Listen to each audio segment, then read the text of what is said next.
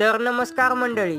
तर कॉलेज सुरू होत असल्या कारणानं बारामतीला निघालोय तर खरं, पण सगळ्यात आधी मम्मीने बनवलेली अंड्याची बुर्जी खाली आणि बॅग घेऊन निघालो. पण ह्या वेळेस आहे ना, घरनं चुलत्याला घेऊन सोडवायला चाललो होतो आणि ती कुठपर्यंत तर गावापर्यंत.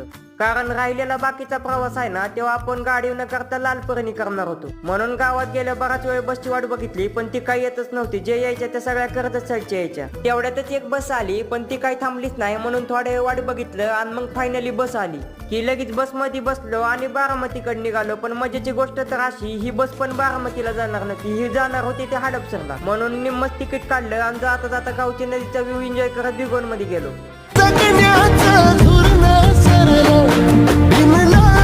बिगोन मध्ये गेल्यावर लगेच पांढरी परी पकडली की लगेच बारामतीला निघालो. तिथे गेल्यावर बस मधून कुठे उतरतो तर लगेच आपला मित्र न्यायला आलता. म्हणून त्याच्यावर गाडी बसलो आणि फायनली रूमवर पोहोचलो.